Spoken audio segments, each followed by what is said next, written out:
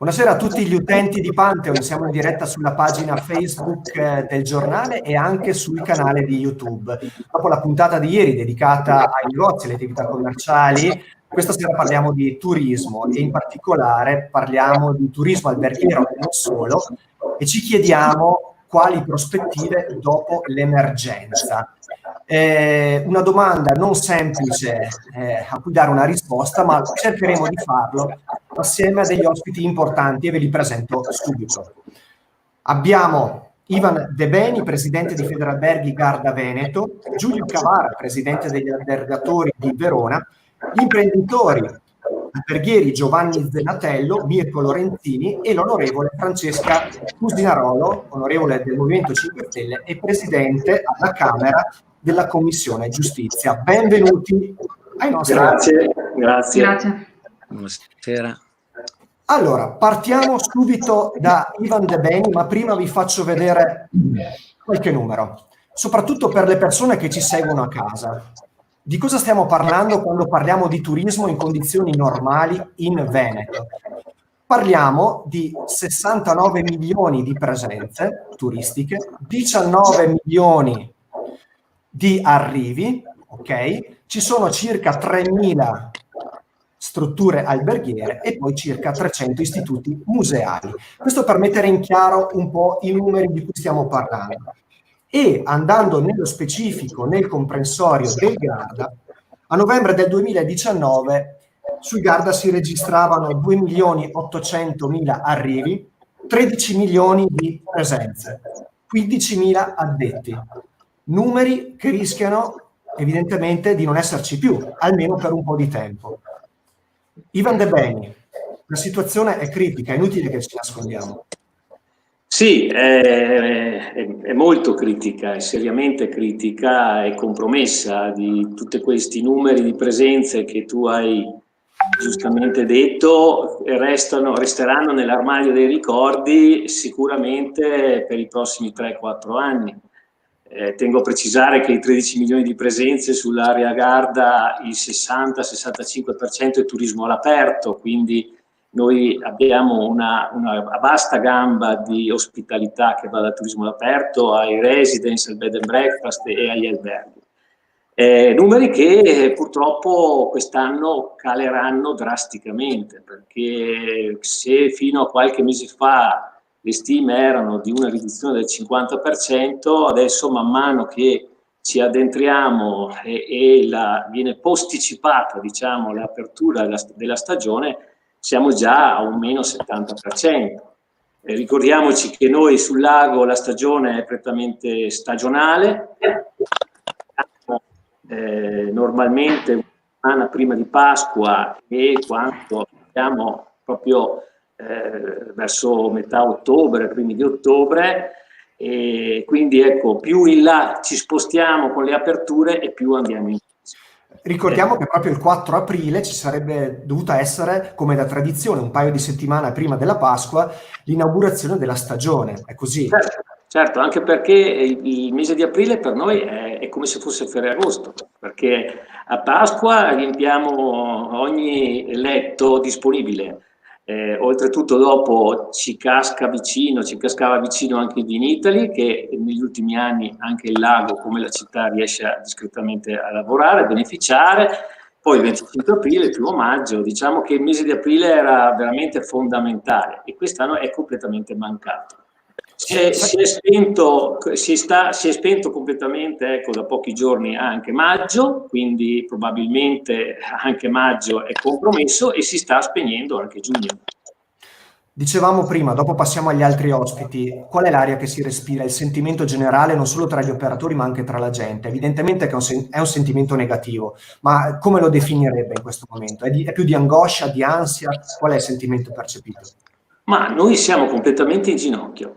E siamo angosciosi, siamo timorosi, siamo disorientati perché non siamo abituati a una situazione del genere e tutti, non solo gli operatori ma tutta la comunità, perché turismo non è soltanto alberghi o campeggi ma è anche negozi, è il comparto commerciale, sono i ristoratori, le nostre cantine, l'entroterra, quindi la filiera del turismo è molto vasta e comunque questo blocco non è che si riparta immediatamente, quindi la preoccupazione è sicuramente immediata per il 2020, però il nostro timore è che ci sarà un'onda lunga e quindi che venga compromesso anche il 2021 e forse anche il 2022. Sarà una ripresa molto lenta. Grazie Ivan De Beni, torneremo da lei più tardi. Giulio Cavara, so che c'è qualche problema di linea, vediamo se riusciamo ad ascoltarla. Per quanto riguarda, diciamo, gli arrivi a Verona, siamo all'incirca mediamente a 1 milione e circa 2,5 milioni di presenze. La situazione penso che sia la medesima che ha ricordato Ivan De Beni, no? Un po' di smarrimento, un po' di preoccupazione. Ci sente? Giulio? Non ci sente. Passiamo allora a Giovanni Zenatello in questo momento. Allora, lei è già presidente dell'associazione, lei ha un albergo storico in centro città, un albergo diciamo anche importante, quindi con ospiti di un certo livello. Ecco Giulio. La situazione che sta vivendo lei da imprenditore, e ovviamente essendo già stato anche presidente di categoria riesce anche a dare una visione anche più ampia. In città... Beh, Prego. Lo stato d'animo e la situazione è identica a quella che ha illustrato prima Ivan. Siamo passati da una situazione iniziale nella quale eravamo tutti scioccati da questa situazione ad oggi siamo molto molto molto preoccupati, perché in effetti non si vede all'orizzonte in questo momento qua una via di uscita percorribile con serenità. Diciamo che secondo me, come anticipavo prima fuori onda, secondo me questo è il momento per pensare al futuro e come ricostruire un futuro che sarà molto difficile da affrontare. Quindi il tema della promozione, il tema del marketing, il tema della commercializzazione dei nostri prodotti dovrà essere tutto rivisto, tutto quanto rivisitato, e questo momento qua secondo me dovrebbe servire alle associazioni di categoria, ai rappresentanti delle associazioni di categoria a livello provinciale, a livello regionale, a livello nazionale, per un rilancio, per pensare a un rilancio del nostro turismo e del nostro paese. Ci sono delle riflessioni che degli imprenditori diciamo pensanti fanno in questo momento qua, è inevitabile che facciano. Allora, a livello nazionale, il rilancio del prodotto a livello nazionale, mi rivolgo all'onorevole qui presente, a chi verrà affidato? All'Enit? L'Enit sarà in grado di organizzare un rilancio del nostro paese, dell'immagine del nostro paese nei prossimi mesi e forse nei prossimi anni. Siamo sicuri che ne sia in grado, ne stanno parlando.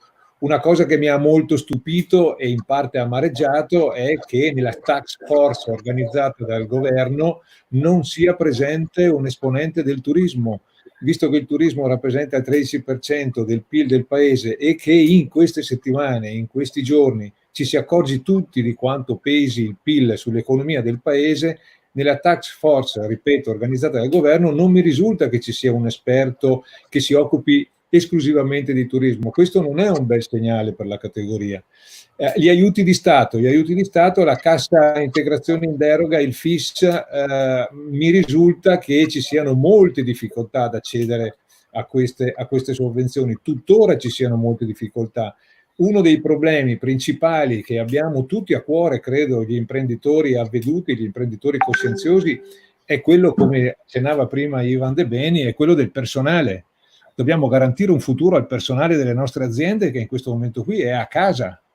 Quindi le aziende che hanno possibilità di finanziare, di anticipare gli stipendi e di anticipare in qualche modo di venire incontro al personale per qualche settimana, per qualche mese se la cavano, ma poi cosa sarà?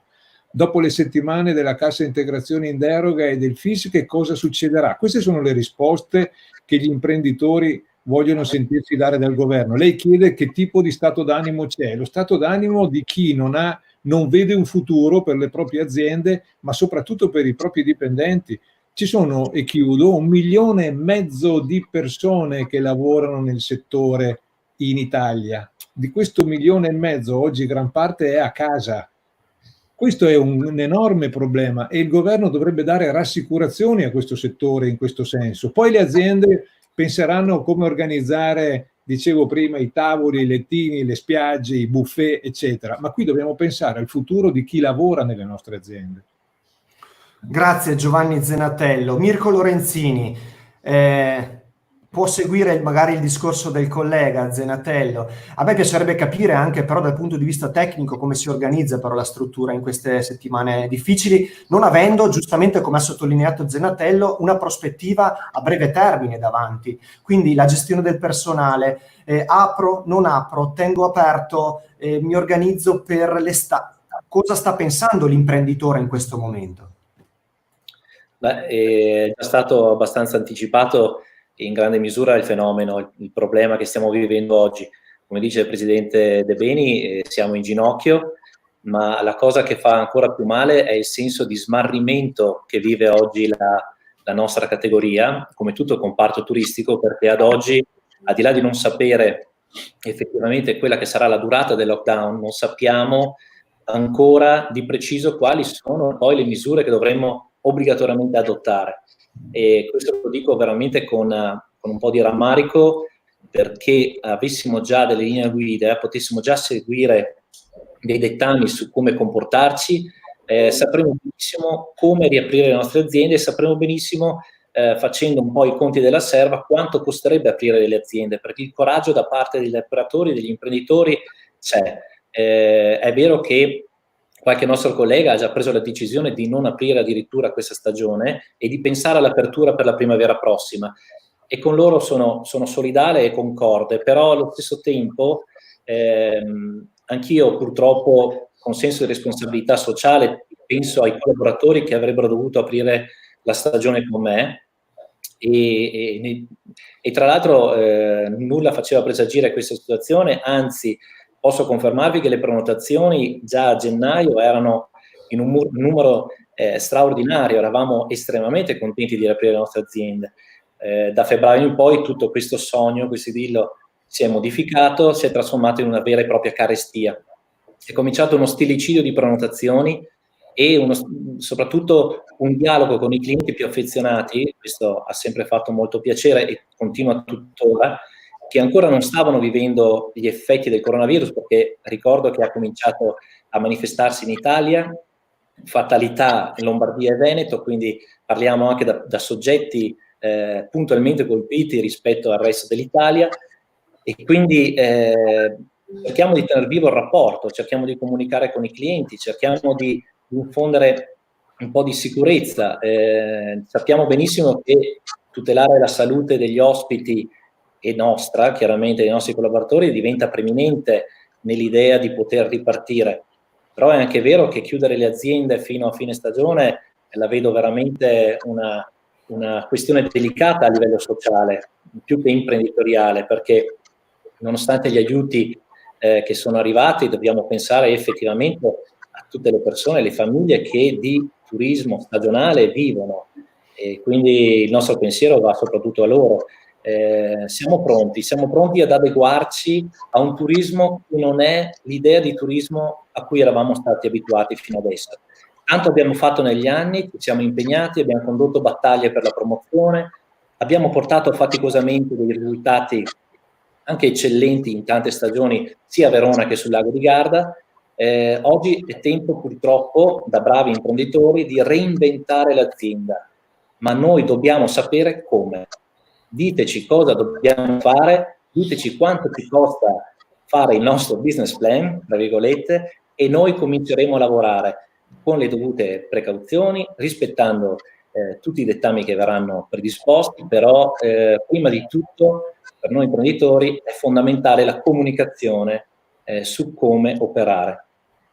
Grazie mille. Mirko Lorenzini, torneremo anche da lei. Vediamo se adesso Giulio Cavara ci sente, c'era stata qualche problema di collegamento. Giulio, ci sente? Dai, ci sentiamo. Faccio vedere anche qualche messaggio che arriva dalla rete, ci salutano vari ospiti, poi ci sarà occasione anche di vederne altri. Allora, dicevamo, situazione critica, in ginocchio l'ha definita De Beni sul lago di Garda. Immaginiamo che anche su Verona non sia tanto diverso, come ha già anticipato comunque Zenatello. No, purtroppo Verona, essendo le attività aperte annualmente, per cui tutto l'anno, abbiamo iniziato a soffrire già a fine gennaio con cancellazioni, con l'effetto coronavirus che poi ha portato a un tracollo in termini di prenotazione, tanto che poi abbiamo portato, tra virgolette, pazienza un mese di febbraio che è stato devastante, e all'inizio di marzo praticamente tutte le strutture, a parte qualche rarissima eccezione, hanno chiuso. Io ho sentito parzialmente l'intervento di Mirko Lorenzini, che ovviamente condivido. Noi siamo ovviamente, parlo di Verona, ma credo di parlare un po' a nome di tutti, molto preoccupati. Parlando adesso di quelli che sono stati i danni e gli effetti, li abbiamo già capiti. Il turismo è quello che ha pagato e sta pagando in assoluto il prezzo più alto, perché vedo che adesso stanno montando, tra virgolette, sul carro dei danneggiati, stanno sostanzialmente chiedendo lo stato di crisi delle situazioni che francamente hanno patito molto meno di noi. Credo che il turismo oggettivamente oggi vada riconosciuto come il settore che ha risentito di più in assoluto, tanto che noi abbiamo chiesto al governo e abbiamo inoltrato al ministro Franceschini la richiesta di dichiarare un effettivo stato di crisi, uno stato di crisi che consentirebbe poi di avviare determinate procedure a sostegno delle attività di cui abbiamo bisogno come l'ossigeno, perché fino ad ora abbiamo sentito tanti discorsi, tanti miliardi, quasi da prendere paura. Eravamo veramente, io ho avuto quasi il sospetto in positivo che davvero questa volta ci fosse un sostegno a una categoria che è quella del turismo, che ha sempre usufruito poco di agevolazioni, perché ci siamo sempre arrangiati. Fino ad ora sento parlare di prestiti, tanti prestiti, che francamente è la cosa che oggi agli imprenditori interessa paradossalmente meno, perché bene o male ci siamo approvvigionati attraverso le banche a dei mutui a interessi davvero bassi, per cui per carità servirà perché abbiamo bisogno di ossigeno, però voglio dire serve ben altro, servono contributi a fondo perduto, serve la proroga della cassa integrazione per i nostri dipendenti, hanno dato le 9 settimane che è solo l'inizio. Adesso il vedo lo si vedrà a maggio-giugno, quando molte aziende dovranno stare ancora chiuse perché non apriranno. Ricordo che noi non siamo stati obbligati a chiudere, d'accordo? L'abbiamo fatto solo perché non abbiamo clienti, e se non verranno prorogate la cassa integrazione dei nostri dipendenti, saremo purtroppo costretti a lasciare a casa le persone. Ci saranno famiglie in grande difficoltà. Questa, io ho parlato di temi, spero che abbia integrato il ragionamento dei colleghi, sicuramente avranno. Assolutamente, poi torneremo anche da lei, Giulio. Allora, veniamo all'onorevole Businarolo, che ovviamente ringraziamo perché, onorevole, il suo stasera non è un compito semplice, perché ovviamente immaginiamo senta anche il peso della responsabilità di rappresentare da parlamentare il popolo italiano, ma anche in questo caso anche la forza che attualmente si trova al governo, quindi il Movimento 5 Stelle assieme evidentemente al PD. Io farei vedere un attimo un suo articolo che è uscito sul nostro sito Daily il 14 aprile. Lei giustamente ha suonato il campanello d'allarme a Verona e sul Garda, molti lavoratori poco tutelati, come hanno ricordato i nostri ospiti, e ovviamente ha detto serve massima attenzione. Ma serve massima attenzione da parte di chi? Nel senso, quali sono le parti che devono concorrere in questa gara solidale come mai si è verificata prima? Allora, il mio appello è partito ovviamente dietro segnalazioni. Io da tempo seguo il tema, ricordo l'incontro che abbiamo fatto in comune all'inizio di questa emergenza, con presente il sindaco e anche alcune persone che sono qui con noi in questa trasmissione. Già ci rappresentavano le problematiche che prevedevano e poi si sono avverate tutte inevitabilmente. Mi hanno segnalato che effettivamente oltre a chi viene messo in cassa integrazione ci sono anche dei problemi legati, scusate un attimo. Intanto Massimiliano Consolini gira su internet una bozza del governo sulla fase 2 e 3, che i confini rimarranno chiusi tutta la stagione. Quanto c'è di vero? Anche questo sarebbe interessante. Ovviamente io presumo che sia assolutamente qualcosa di non determinato. Sì, voglio dire, bisogna un attimino sentire, bisogna capire, vediamo se l'onorevole si è scollegato un attimo perché ha le bambini a casa e quindi giustamente chiamano la mamma. E noi andiamo avanti nel frattempo finché si ricollega, dovrebbe tornare fin da subito. ripeto, l'onorevole avrà un compito molto difficile stasera, perché le richieste sono state chiare. Le richieste sono state quelle da parte vostra di un settore in ginocchio, di un settore che ha bisogno di aiuti immediati, di liquidità, e anche questo è un problema importante da risolvere, e soprattutto non tanto di prestiti, ma di crediti in qualche modo. De Beni, è tornata l'onorevole, ok? Allora possiamo riprendere con lei. Perfetto. Scusate, ma come Nessun tutti. problema, nessun problema.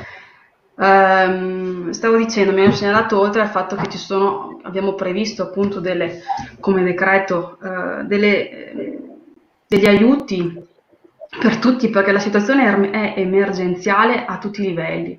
Prima di tutto abbiamo cercato di focalizzarci sugli aspetti sanitari, però poi sono emersi molti altri aspetti, moltissimi, che sono stati presi subito in considerazione.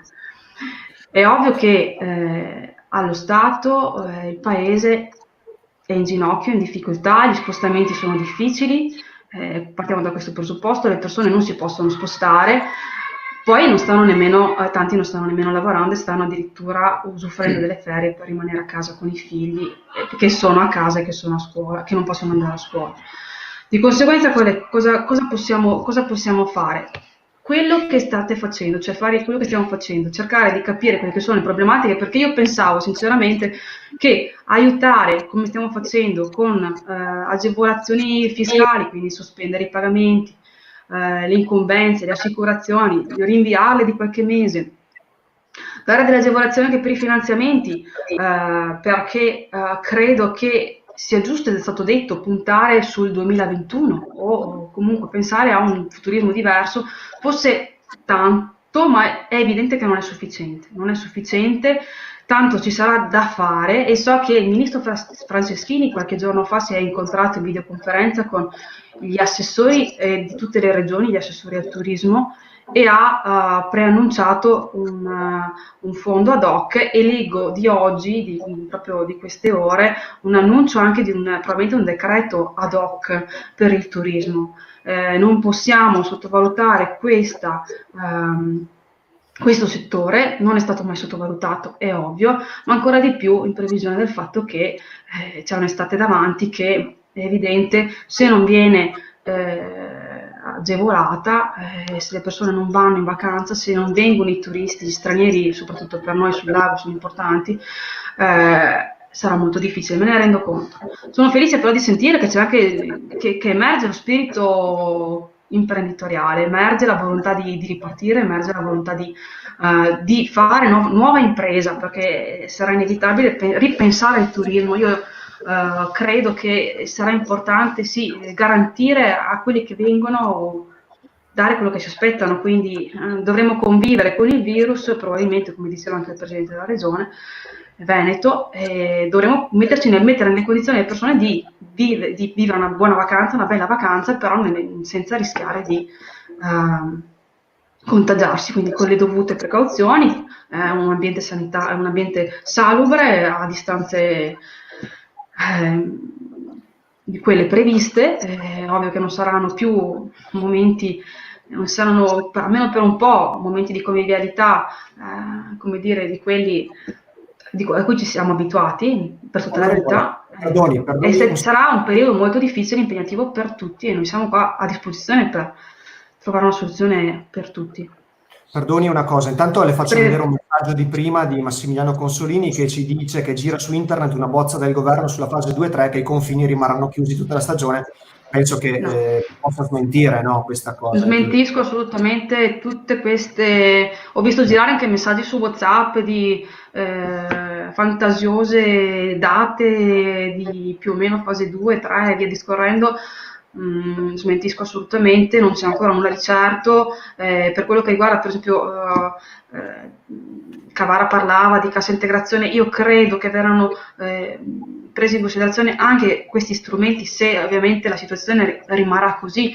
Non posso pensare che il Ministro del Lavoro non consideri anche questa variabile. Noi stiamo evidentemente navigando e portando avanti un lavoro anche in base a quello che è la curva, perché i medici lo dicono, è lentissima, fa fatica a scendere, sta scendendo pianino, però noi dobbiamo comunque garantire prima di tutto la salute dei nostri cittadini. Certo, grazie intanto per questa prima, diciamo, risposta, onorevole. Dopo daremo la possibilità ai nostri ospiti di farle delle domande specifiche, in modo tale che non ci sia nulla di lasciato così inevaso, perché evidentemente ci sono delle richieste anche specifiche. Vedevo prima Zenatello che giustamente annuiva a volte e a volte invece girava la testa a destra e a sinistra. Quindi daremo giustamente diciamo, la possibilità ai nostri ospiti di chiederle altre domande. È chiaro che lei non ha la bacchetta magica e non può evidentemente prevedere quello che accadrà. Giustamente, come ha ricordato Zenatello, anche De Beni e altri, si sta parlando di 15.000 persone impiegate soltanto nel comparto del Garda veronese, il 6% invece del popolo italiano a livello nazionale, che quest'estate non avrà un lavoro. Quindi è chiaro che bisogna pensare in prospettiva anche all'aspetto sociale e pensiamo che insomma il governo, se non ci ha già pensato, ci stia comunque pensando, anche se in questo momento non ci può dare una risposta. È così? Mi sono persa le ultime parole, purtroppo è andata via la linea. Nessun problema. Dicevamo che soltanto sul lago di Garda 15.000 persone rischiano di non lavorare quest'estate. In Italia il 6% dei lavoratori è impegnata nel turismo. Anche se lei non ha la bacchetta magica e non può prevedere quello che accadrà, comunque il governo dovrà tener conto anche di un aspetto sociale molto importante, è quello di tutte queste migliaia di persone che purtroppo non lavoreranno e avranno problemi di cassa, di liquidità. Certo. Quindi immagino che stia ragionando anche su questi temi a livello governativo a Roma. Al momento quello che è stato previsto è questo contributo di 600 euro, che è questo reddito di emergenza, e il reddito che è un reddito di emergenza è ovvio, tutti lo possono chiedere presentando la dovuta documentazione. Siamo in uno stato di emergenza, è ovvio che non possiamo non sottovalutarla anche la variabile sociale, ed è per questo che abbiamo previsto subito questi 600 euro. Io ho i dati per Verona e già 57.000 persone l'hanno chiesto, quindi è evidente che tante persone ne hanno bisogno e addirittura sono già stati pagati di queste 57.000, la prima tranche è di 33.000, cioè hanno già pagato, l'INPS ha già pagato 33.000 solo per quanto riguarda Verona. Quindi noi dovremo continuare a monitorare sicuramente questa fascia di persone, che sono tante. Dovremmo fare tante cose, ascoltare le persone, cercare di ripartire, però, perché dopo queste 7 settimane in cui siamo dovuti stare sostanzialmente chiusi a casa, le aziende erano chiuse, o quelle poche che dovevano lavorare hanno portato avanti il loro lavoro perché è necessario, ma non sarà facile, è ovvio, accontentare tutti. Certo. Cerchiamo di dare il massimo e di fare il possibile per le persone che in questo momento hanno più bisogno. Intanto grazie per questa risposta. Torniamo da Ivan De Beni. Allora, Ivan De Beni, gli albergatori del Garda, l'ho fatto vedere prima, ma lo faccio vedere ancora per le persone che si sono collegate da poco. Ha lanciato un SOS a inizio aprile, dichiarando, appunto, l'abbiamo già detto prima, un calo di fatturato stimato del 50-60%, ma la cosa che volevo sottolineare è che l'associazione, comunque Federalberghi Garda Veneto, sta tentando un dialogo, lei è anche sindaco evidentemente, con gli altri sindaci per cercare di andare incontro agli imprenditori, quindi con delle riduzioni anche di quelle che potrebbero essere le tasse comunali a carico degli albergatori. È così. Infatti ci scriveva anche Lorena Pinamonte, no? Che diceva, insomma, l'eventuale riduzione o soppressione di questi sarà una libera decisione dei singoli comuni, delle regioni, o dovrà intervenire lo Stato con un decreto? Sì, allora, premesso che noi non abbiamo, come ha detto giustamente il collega Cavara, storicamente non abbiamo mai chiesto nulla, né allo Stato né ai comuni. Siamo persone che ci siamo sempre rimboccati le maniche, abbiamo sempre lavorato silenziosamente, abbiamo fatto i nostri investimenti, abbiamo rischiato il rischio di impresa, abbiamo assunto i nostri collaboratori, i nostri stagionali, li abbiamo formati, abbiamo investito su di loro, quindi non siamo stati una categoria, comunque quella del turismo, sempre perché siamo stati abituati così e siamo abituati a lavorare. Questa volta qua però la questione è grave, perché sicuramente vediamo colpite non solo le nostre strutture, le nostre imprese, ma come si diceva a rotazione, specialmente l'aspetto più importante delle nostre aziende, che sono le risorse umane. E quindi ci siamo attivati sia a livello comunale che a livello regionale che a livello nazionale, secondo i diversi gradi di Federalberghi del nostro sindacato. A livello locale abbiamo semplicemente scritto una lettera dove davamo delle indicazioni ai sindaci da Malcesine fino a Peschiera per venire incontro a quelle che effettivamente saranno le prime necessità di costo, perché la cosa molto semplice era, pressappoco tutti i comuni cosa hanno fatto? Giustamente hanno prorogato le scadenze delle tasse comunali. Però comunque la proroga slitta in là un problema che rimane, che è quello del costo. Allora quello che chiediamo noi è molto semplice, noi non diciamo non paghiamo niente, noi diciamo non paghiamo quelle mensilità in cui non abbiamo aperto, in cui non abbiamo prodotto rifiuti, in cui non abbiamo occupato suolo pubblico, in cui non abbiamo beneficiato di tutte quelle cose per le quali noi dobbiamo pagare le tasse comunali. Quindi abbiamo chiesto di sederci intorno a un tavolo e di ragionare su queste cose. In più dopo anche abbiamo solleticato o stuzzicato le amministrazioni comunali in quello che doveva essere il rilancio, perché dobbiamo comunque già pensare a quello che è un progetto di promozione. I nostri territori sono stati violentati gravemente a livello mediatico da questa cosa. L'Italia intera e specialmente il Veneto e la Lombardia, che sono le zone rosse, sono state tacciate come zone pericolose in cui viene sconsigliato di andarci in ferie. Ecco che noi dobbiamo, grande forza e grande impegno, dovremo rivolgerlo proprio in questo senso, in questo che è il rilancio della promozione turistica. Coinvolgendo tutte le aree. Trentino, Lombardo. Certo, difatti il progetto sul quale stiamo lavorando e sul quale ho già espresso la volontà al collega Cavara, il quale è d'accordo con me, di inserire anche la città, perché noi stiamo lavorando molto bene assieme al lago di Garda e città, e su tutti i fronti, e Città di Verona, è quello proprio di unire anche i colleghi della sponda lombarda e del Trentino per fare rete su tutto il fronte. Ecco. Quindi le risposte dai primi cittadini ci sono arrivate, alcuni hanno scritto, alcuni mi hanno chiamato, logicamente loro devono lottare con i loro bilanci comunali, perché che sono letteralmente compromessi, perché l'imposta di soggiorno sarà risicata, gli incassi,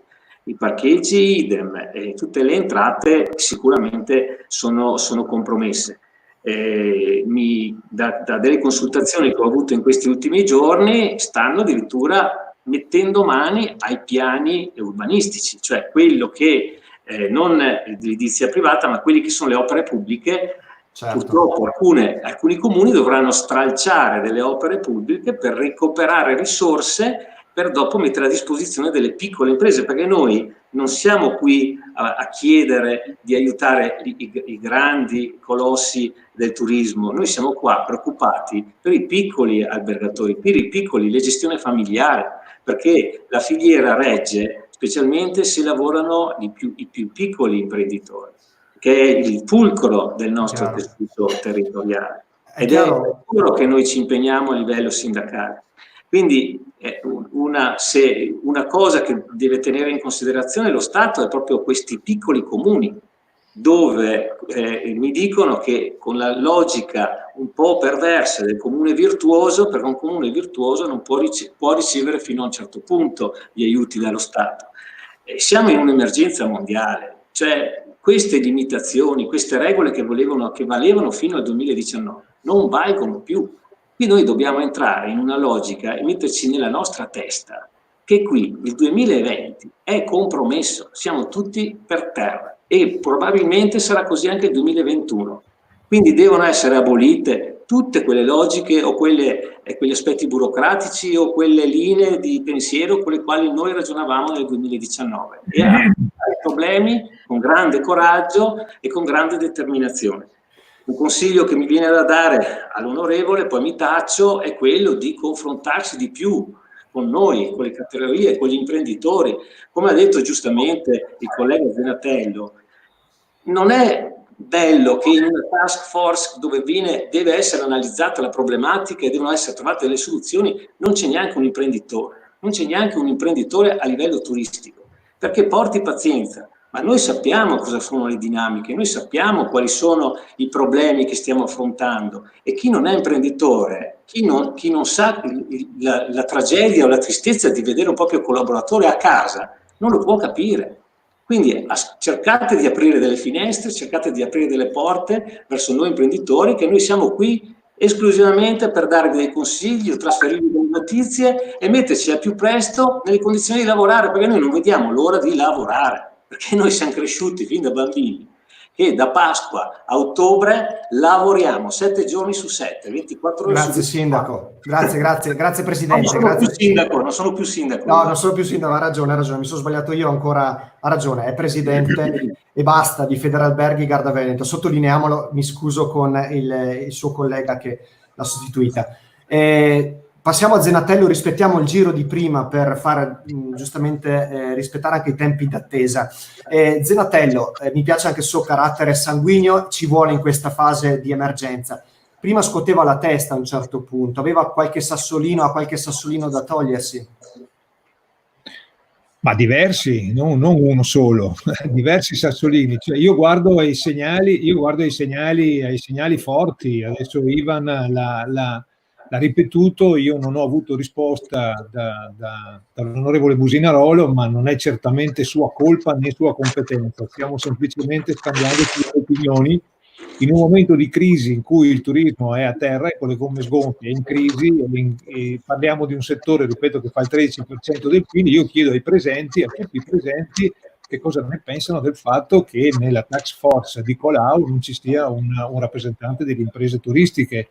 Le imprese del turismo sono rappresentate nell'ambito della Confcommercio e della Confindustria, e i presidenti della Confcommercio, della Federalberghi e di Alberghi Confindustria rappresentano insieme qualcosa come 50.000 aziende del turismo alberghiero, 50.000 aziende del turismo alberghiero.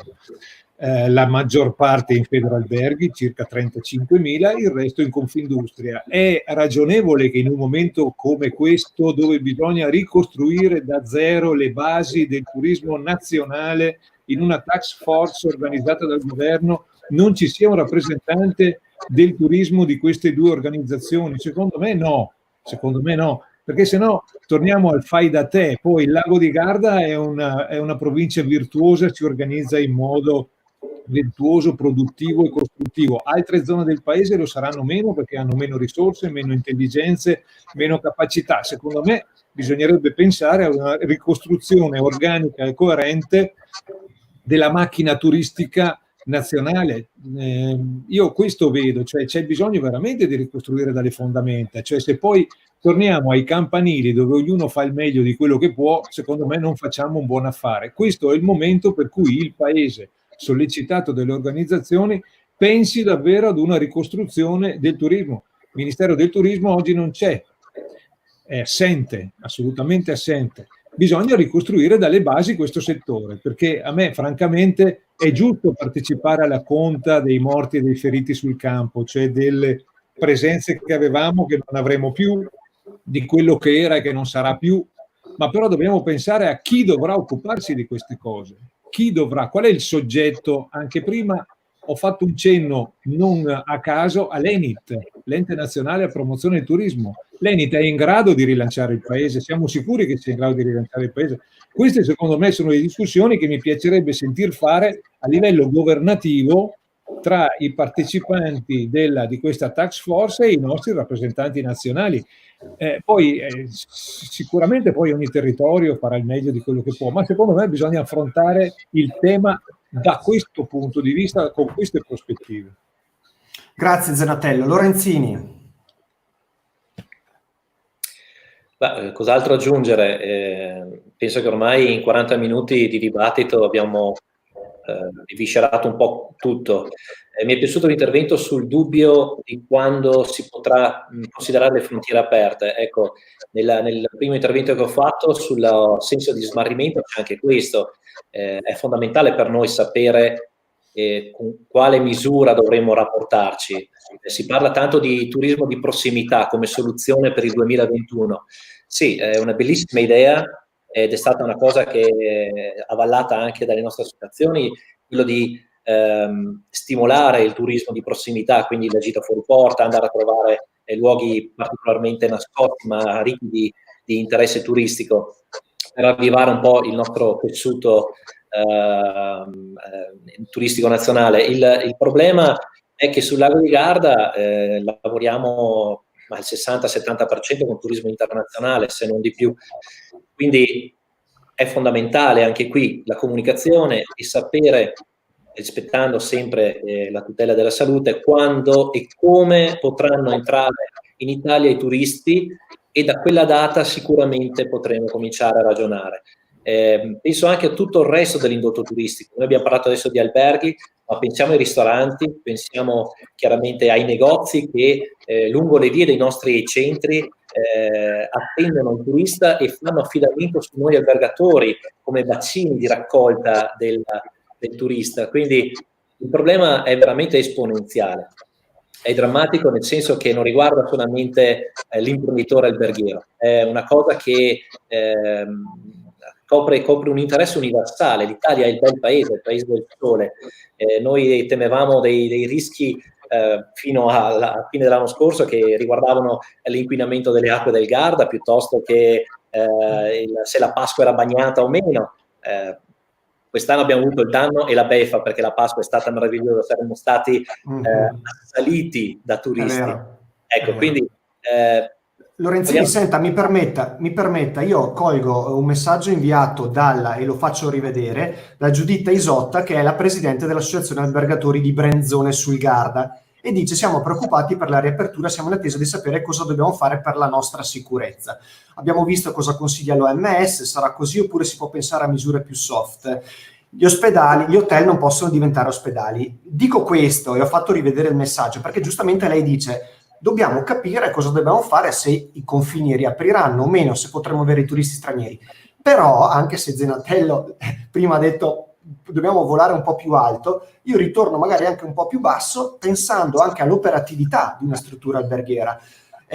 Sanificazione, modalità, diciamo, di ricevimento degli ospiti, organizzazione interna, sono questioni che comunque dovete porvi se effettivamente entreremo a breve nella fase 2 o 3, così per gli alberghi e così vale anche per i ristoranti e per le altre attività necessariamente.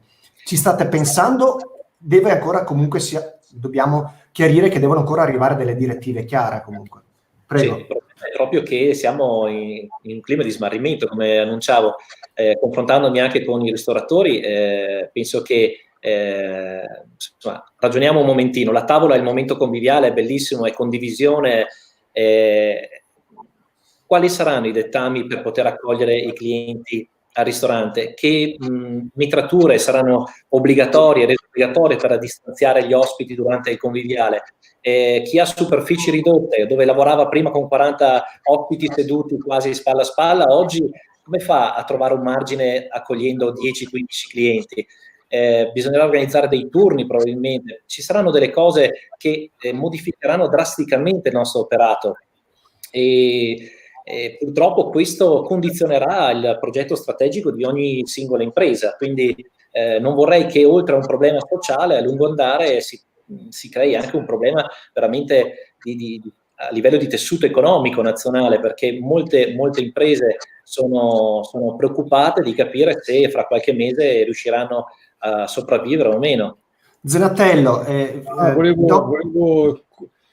volevo inserirmi, chiedo scusa, è proprio di ieri un'intervista del presidente Bocca di Federalberghi, il quale dice che hanno inviato al governo dei protocolli corposi su questi temi qua, dei protocolli elaborati da Federalberghi corposi su questi temi qua, e sono in attesa di risposta. Per il momento non hanno avuto risposta dal governo.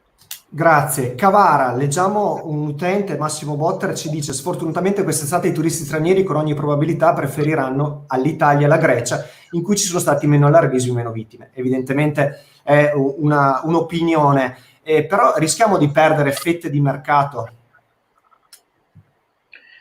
Io penso che se il mercato internazionale come dire, scioglierà le proprie riserve, penso che torneremo gradualmente a beneficiarne, solo che è un processo molto lento, ci vorranno parecchi mesi. Addirittura ho sentito qualche studio, ho letto prima, che prevedono che tornerà tutto alla normalità nel 2000, addirittura 2023, perché è un processo estremamente lungo.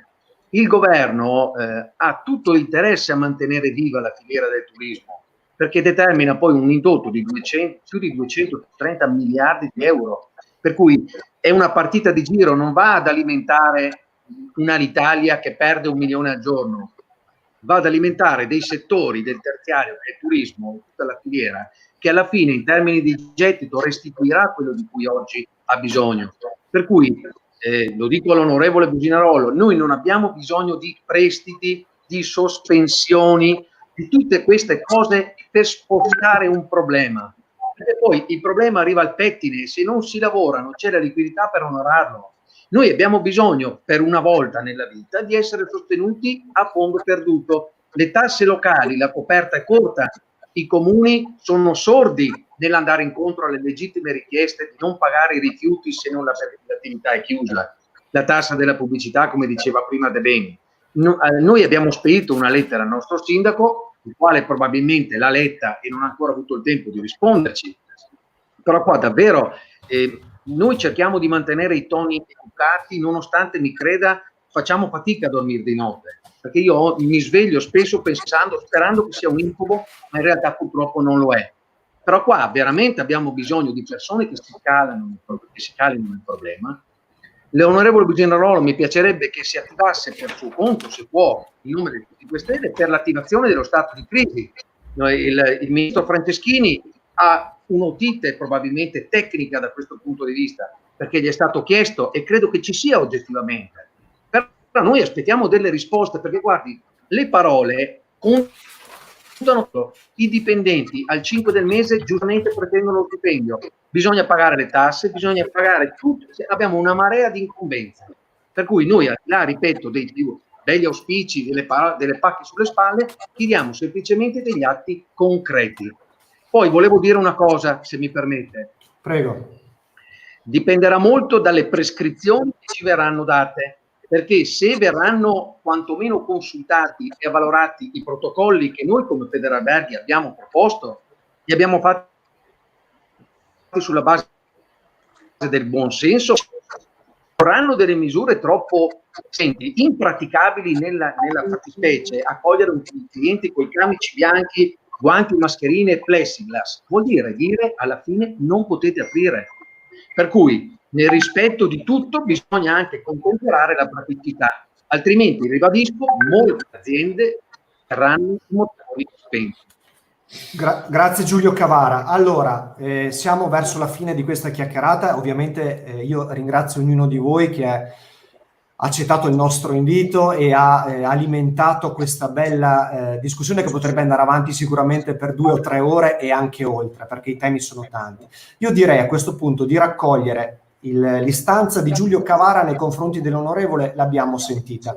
Io direi di fare la stessa cosa molto brevemente con Mirko Lorenzini, Giovanni Zenatello e Ivan De Beni, dopodiché facciamo chiudere all'onorevole in modo tale che possa fare una sintesi, diciamo, e giustamente l'abbiamo ricordato, è una serata impegnativa per lei perché comunque ha accettato di esserci, ha deciso di metterci la faccia e di raccogliere queste istanze. Noi abbiamo l'obiettivo ovviamente di darle in consegna le richieste del territorio veronese, in particolare degli albergatori, e ci auguriamo tutti evidentemente che queste richieste possano arrivare a chi ha una responsabilità governativa più precisa magari di quella dell'onorevole e quindi anche in ambito turistico.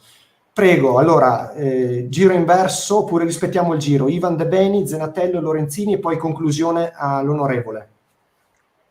Ma io ho una proposta, o meglio una richiesta, un consiglio che mi viene da dare all'onorevole è collegato al discorso dei prestiti. Se nel prossimo decreto, sicuramente con i prestiti si può anche concepire una forma di aiuto, anche se va ulteriormente a indebitare l'azienda, quindi è un aiuto e non aiuto. Però io valuterei meglio, come diceva Cavara, un aiuto, cioè un contributo a fondo perduto collegato ai fatturati che noi avremo nei prossimi mesi. Fate un mix, cioè un aiuto sia che sia una fetta o una valutazione su degli eventuali prestiti, ma anche degli aiuti a fondo perduto collegati ai fatturati dei prossimi mesi. Questo permetterebbe di modulare, specialmente le piccole imprese, avere quelle boccate di ossigeno che gli garantisce anche di conseguenza di andare ad assumere quegli stagionali che altrimenti non andrebbero ad assumere, perché se noi apriamo in base alle che avremo, che sono briciole, andremo ad aprire con una forza lavoro sicuramente ridotta. Se invece sappiamo che lo Stato ci aiuta per quella mancata fatturato o per parte di quel mancato fatturato che noi avremo in quei mesi lì, questo è un incoraggiamento che di conseguenza potremo anche assumere o tenere in organico, non dico completamente tutto l'organico, però quasi. Insomma. Grazie De Beni. Zenatello. Ma sicuramente, allora io torno sull'argomento che ho inizialmente esposto, ci vuole la garanzia e la certezza del prolungamento della cassa integrazione in deroga almeno per i prossimi 6 mesi e aiuti a fondo perduto. È palesemente inutile posticipare o sospendere il pagamento delle imposte, perché aziende che oggi non hanno liquidità non ce l'avranno neanche fra 2 mesi o fra 3 mesi, perché sicuramente la ripresa sarà lunga. Quindi pensare sicuramente a mettere in sicurezza i dipendenti, a mettere in tranquillità quelle famiglie che pagano gli affitti, pagano i loro mutui e fanno la spesa con lo stipendio, e finanziamenti a fondo perduto, assolutamente e inderogabilmente. Lorenzini. Sì, io chiederei, è quasi una ripetizione, però vorrei essere inciso. Il costo del lavoro è comunque una determinante nel turismo enorme. È innegabile che quando noi apriamo le nostre aziende, un collaboratore più o in meno comporta sicuramente modifiche ai nostri budget. Se fosse possibile, in aiuto alle famiglie che avrebbero comunque dato lavoro quest'estate, consideriamo per 1 anno o 2 un costo del lavoro ridotto per le imprese, non pagare meno i dipendenti, pagare meno tasse e imposizioni, cercare delle formule che possono permetterci di assumere personale per svolgere i nostri servizi al meglio, per non perdere competitività, ma allo stesso tempo una formula che ci permetta di averlo a un costo inferiore. Questo nell'interesse dei collaboratori e nell'interesse delle nostre aziende che devono tirare una riga a fine stagione. Le stagioni si presentano difficili, cerchiamo di darci una mano sia a livello sociale sia a livello anche comunale e cerchiamo di chiudere un po' il cerchio di questo coronavirus uscendone a testa alta tutti quanti. Grazie. Grazie.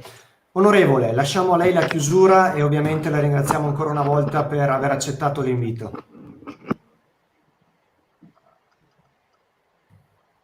Io spero mi sentiate perché ho difficoltà di collegamento. La sentiamo. Sì, ok. Ottimo. Allora, io sono stata qui ad ascoltare e sono felice di esserci stata. Spero che le mie parole non siano state accolte come una pacca sulle spalle, perché non lo sono. Il governo e la maggioranza che rappresento è perfettamente consapevole del problema e dei rischi che la nostra economia sta correndo. Vi ringrazio per i suggerimenti che ci avete dato, che mi avete dato. Spero adesso, al di là di questa trasmissione, di partecipare anche in maniera più diretta, in maniera tale che le vostre istanze realmente messe nero su bianco giungano dove devono arrivare. Vi assicuro che i rappresentanti del governo non sottovalutano il problema. Il ministro Franceschini in primis si sta muovendo e se ci sono cose da migliorare cercheremo sicuramente di farlo, anche grazie ai vostri suggerimenti. La situazione, ripeto, è difficile da gestire e tutte le osservazioni e le buone pratiche che ci potete anche suggerire assolutamente sono da registrare e da far arrivare agli organi competenti. Me ne posso sicuramente far carico con l'impegno di sensibilizzare soprattutto il Ministro per questa problematica. Ma sono sicuro che la segue, visto e considerato che sta preparando un decreto ad hoc e ha coinvolto anche l'Europa per un fondo ad hoc per il turismo. Vi ringrazio. Grazie onorevole. Ricordiamo al Ministro che il Veneto da solo fattura 18 miliardi di euro in turismo e la città di Verona, la provincia di Verona, fa la parte da leone, evidentemente insieme a Venezia. Quindi importante, la locomotiva, diciamo, un motore attivo per tutto il paese. Quindi i messaggi che hanno portato, diciamo, in evidenza i nostri ospiti questa sera sono necessariamente importanti non solo per il Veneto e per Verona, ma per tutto il paese. Questo è importante sottolinearlo. Io ringrazio a questo punto tutte le persone che ci hanno seguito da casa e hanno commentato, e sono tante veramente, hanno condiviso con noi queste discussioni. Ringrazio Ivan De Beni, presidente di Federalberghi Garda Veneto, ringrazio Giulio Cavara, presidente degli Albergatori Verona, e ringrazio Giovanni Zenatello, imprenditore alberghiero con hotel in centro a Verona, e Mirko Lorenzini invece con il suo hotel a Torri del Benaco, e ovviamente l'onorevole. Grazie a tutti, l'appuntamento con questa trasmissione è per lunedì prossimo. Lunedì alle 18 parleremo della scuola. Avremo una senatrice, avremo rappresentanti del sindacato e dei docenti e dei dirigenti scolastici. Quindi ci collegheremo appunto lunedì alle 18. Grazie ancora. Lasciamo con questo messaggio di Elisa Garzon, Massimo Scandola: lo Stato deve assolutamente aprire le porte ad un rappresentante di Federalberghi. E questo speriamo sia un auspicio. Grazie ai nostri ospiti e arrivederci. Buon fine settimana a tutti. Arrivederci a tutti. Sì, Arrivederci. grazie.